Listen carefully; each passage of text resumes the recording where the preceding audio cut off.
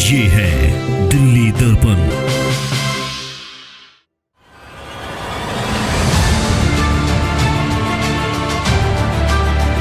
Doctor Ragini नायक को ticket मिला है, अच्छी कैंडिडेट है। मैं विधानसभा का चुनाव लड़ना नहीं चाहता। स्वयं डॉक्टर रागिनी ने मुझे कहा कि सर मुझे कालका जी भेज रहे थे, लेकिन मैंने कहा कि कालका जी मेरे लिए बहुत दूर पड़ेगा। उनको कह दिया गया था कि भाई आप कोई और सीट देख लीजिए, यहाँ से चुनाव आप नहीं लड़ पाएंगे। लेकिन जब मैंने खुद ही मना कर दिया।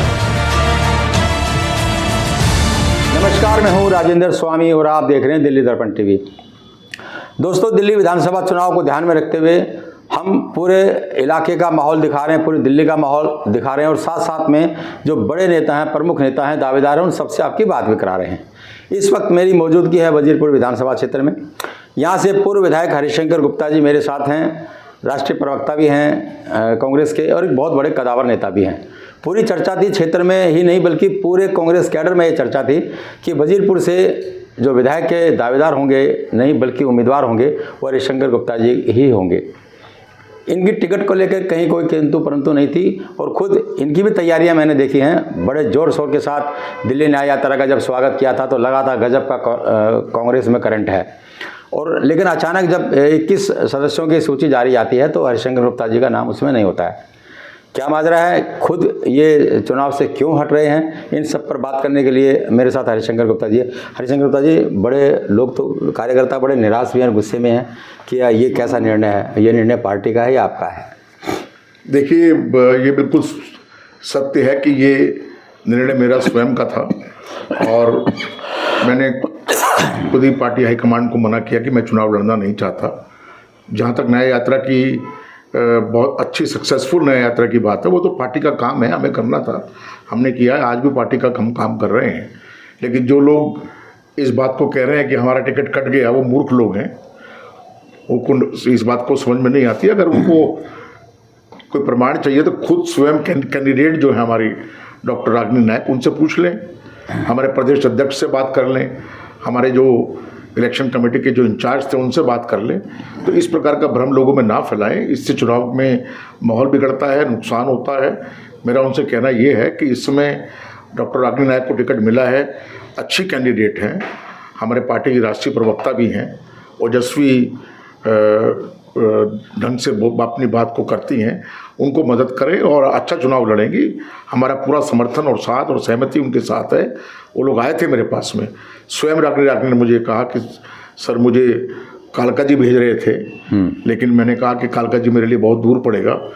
उनको कह दिया गया था कि भाई आप कोई और सीट देख लीजिए, यहाँ से चुनाव आप नहीं लड़ पाएंगे। लेकिन जब मैंने खुद ही मना कर दिया, एक दिन पहले सेंट्रल इलेक्शन कमेटी की जब मीटिंग थी, उससे एक दिन पहले ही हमारे जो देवेंद्र यादव जी अध्यक्ष हैं, मैं उनका बड़ा शुक्रगुजार हूँ, उन्होंने मुझे फ़ोन करके कहा कि हरिशंकर जी कल सेंट्रल इलेक्शन कमेटी की मीटिंग है, आप अपनी तैयारी करो।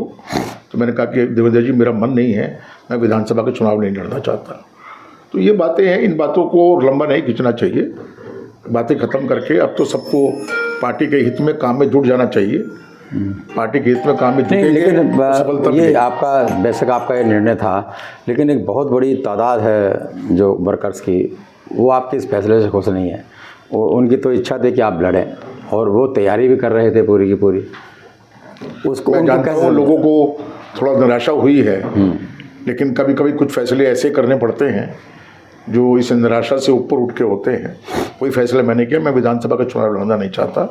पार्टी कभी भविष्य में अवसर देगी तो मैं पार्लियामेंट का चुनाव लड़ने के लिए इच्छुक हूँ और उसकी तैयारी हम लोग करेंगे। मतलब आप केवल विधानसभा का चुनाव नहीं लड़ना चाहते इसलिए, और ये टारगेट आपका लोकसभा चुनाव है? बिल्कुल बिल्कुल। ये पार्टी इस बार भी आपने जोर शोर से उम्मीदवारी के लिए दावा किया था, लेकिन पार्टी का फैसला नहीं हुआ, मेरे को टिकट नहीं दी पाए।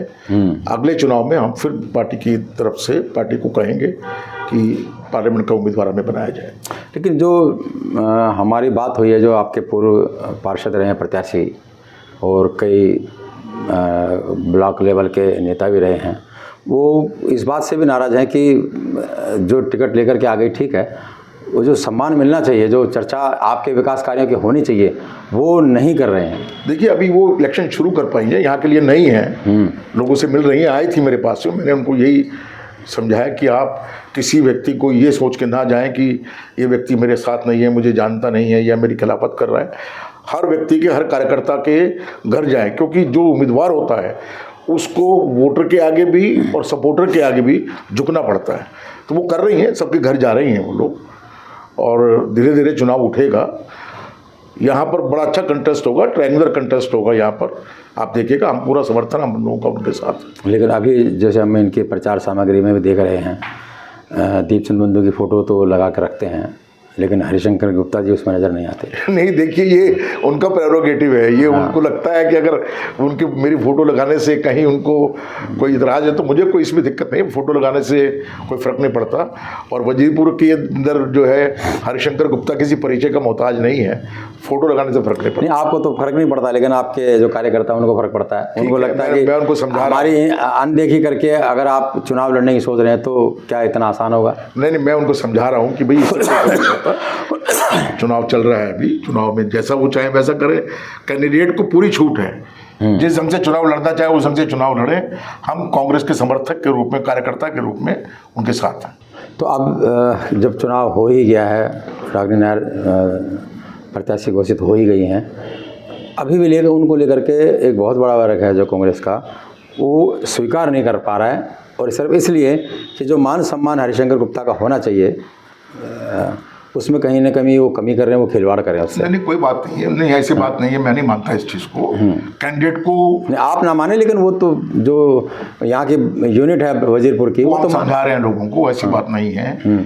वो फ्री हैं, वो स्वच्छंद हैं अपने फैसले लेने के लिए। उम्मीदवार को ज़्यादा परेशानी में नहीं डालना चाहिए।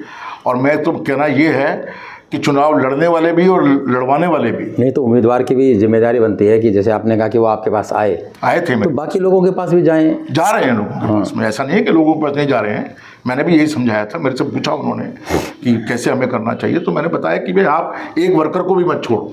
अभी चुनाव का समय है हमारे पास में, पूरा 1.5 महीना, पौना 2 महीना पड़ा हुआ है।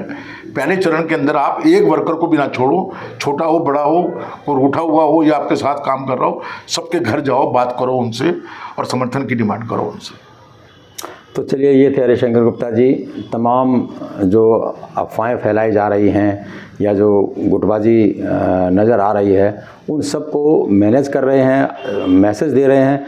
ये शायद यही इनकी उदारता है, यही इनकी ताकत है। लेकिन इस ताकत को क्या साथ लेकर चल पाएगी रागिनी नायक? जो कांग्रेस में नाराज़गी है कुछ, क्या उनको मना पाएगी? कितनी वो टक्कर दे पाएगी? ये देखना बड़ा दिलचस्प होगा। लेकिन हरिशंकर गुप्ता ने साफ कर दिया है कि उन्होंने खुद से विधानसभा चुनाव से खुद को दूर किया है, और पार्टी में वो अपना पूरा समय दे रहे हैं। लेकिन अगर बात जब लोकसभा की आएगी तो विचार करेंगे। राजेंद्र स्वामी, दिल्ली दर्पण टीवी। लेटेस्ट खबरों के लिए सब्सक्राइब करें हमारा YouTube चैनल या फिर लॉग ऑन करें www.delhidarpantv.com। खबरों की कवरेज और विज्ञापनों के लिए संपर्क करें।